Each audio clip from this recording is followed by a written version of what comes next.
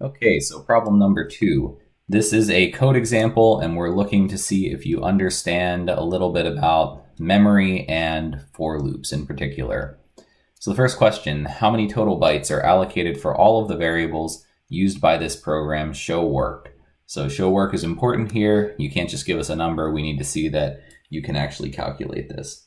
So looking at the program, all of our variables are declared before any of the rest of the code. So we only have to look at the first line here to see what variables we have.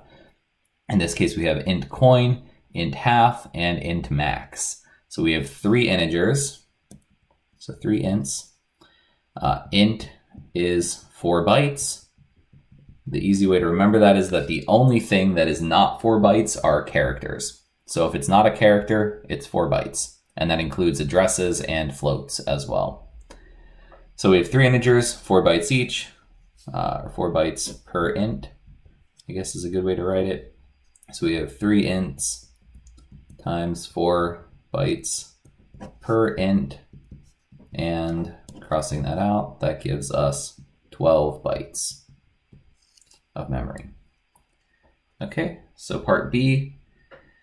If the program is executed but stopped prior to line 5, what would be the value of the variable coin? So we're saying if it stops before the for loop starts, what would be the value of variable coin? We can look and see that int coin is not assigned an initial value. There's no equals here. So there's no value to start off, and coin has not been assigned to 0 yet because we're stopping before this line. So that means it has a garbage value. Anything that we haven't allocated or initialized the value of has a garbage value before that point. Next up, how many times will the for loop lines 6 through 14 iterate? So this is going to test to see if you can follow the code here. So starting off, we have coin equals 0 for the first round of the for loop. 0 is less than max. Max is 100. So we are going to execute the for loop. So then we check, is coin less than half? 0 is less than 50.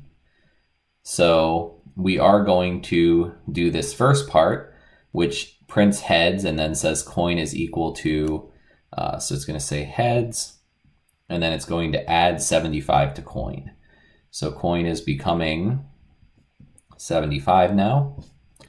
And we're going to skip the else because we executed the if part. And then we're going to get to the bottom of our for loop, which means we loop back up to the top. In this case, our update is coin equals coin. So the value of coin does not change as part of the for loop. We then check again, is coin less than max? 75 is less than 100 still. Then we check, is coin less than half? 75 is greater than 50, or greater than or equal to 50, I guess, in this case. So we're just flipping the condition. That means we're going to do the else branch. So it's going to print tails, and then it's going to do coin equals coin minus 25. So coin is going to become 50. So that means that's our value for coin for the next part of the loop because coin equals coin is our update, so it doesn't change. We're then going to check, is 50 less than max? 50 is less than max, so we don't need to exit the loop yet. We're then going to check, is 50 less than 50? In this case, 50 is greater than or equal to 50, so we're going to do tails again. And we are going to subtract 25 from coin, so coin is going to become 25. Again, we're going to check, is 25 less than max? And we don't update because of this update being this identity assignment. So 25 is less than max still. We're going to check, is 25 less than 50? And in that case, we're going to print heads because we're going to do the if part of the if statement instead of the else. And then we're going to add 75 to coin, so coin is going to be equal to 100. At that point, 100 is not less than 100, it is equal to it. So we are going to exit the for loop. So this is what our program is going to do. So how many times is the for loop going to iterate? Well, it iterated when we had coin equals 0, 75, 50, and 25, and then it exits when we hit 100. So it iterates 4 times. Then it asks, what is the exact output of this program? Well, we've already figured that out by tracing what the for loop is doing. So the exact output is going to be heads, tails, tails, heads.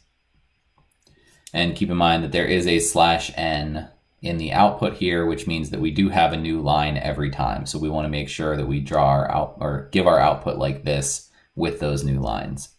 And then what would be the final value of the variable coin? Well, we have that 2 already. So that is coin is equal to 100. It retains the value that it has at the end of the loop. The loop doesn't change the value after it's done or something like that. Like it doesn't go back to being a garbage value. So the final value of coin is just 100 because that's what we had when we exited the loop, given that coin was equal to max. Okay, so that's problem number 2.